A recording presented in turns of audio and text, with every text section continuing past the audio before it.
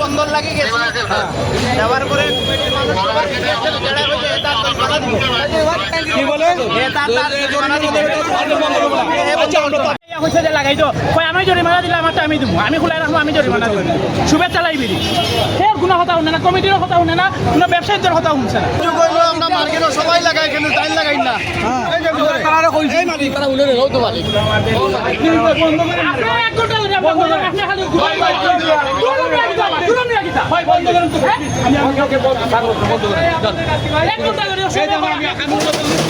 পরে দেখবো